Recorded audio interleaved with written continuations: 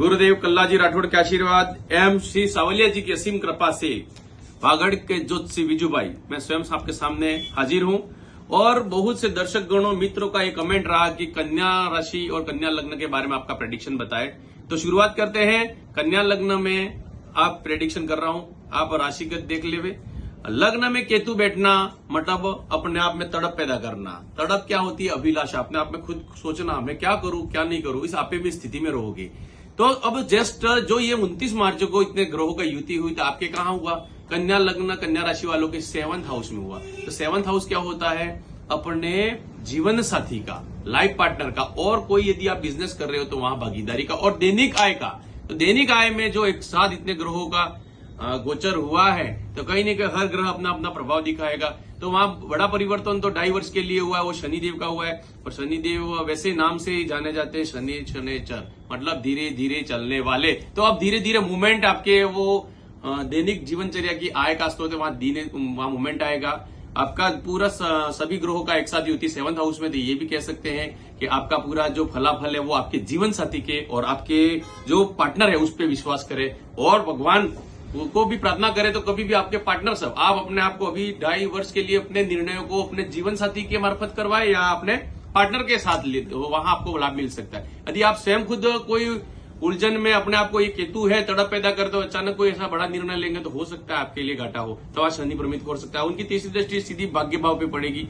तो शनि वहां भाग्य में भी आप भाग्य भरोसे, मतलब शनि न्याय का कारक है, तो आपको कर्म तो करते रहना, उसका फलाफल निष्काम कर्म की बात करते हैं, क्योंकि न्याय के देवता शनिदेव समय समय पर देते रहेंगे। हाँ, मंदा देंगे लेकिन फल 100% देंगे। अब जिसकी 7वीं दृष्टि तो आपके लग्न पर पड़ गई तो आपका स्वास्थ्य जो है, मान सम्मान उसके आपके लाइफ पार्टनर पे डिपेंड करेगा। 10वीं दृष्टि पराक्रम पे पड़ेगी तो पराक्रम होगा भाई बहन का कारक होता है और रक्त संचार का। तो आपके भाई बहन का भी आप सहयोग ले सकते हैं। अब दूसरा ग्रह यही लेते हैं 7th हाउस में राहु बैठे हैं, जो 18 मई के बाद बदल जाएंगे, लेकिन वर्तमान राहु की स्थिति वहां है।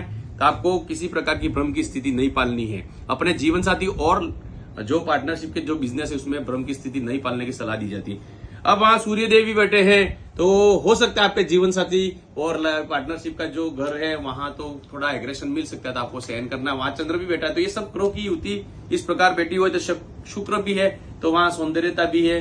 तो ये सब ग्रहों की लगभग 7 दृष्टि होती है, वो तो आपके खुद के ऊपर पड़ने वाली, उनका शुभाशुभ प्रभाव रहेगा।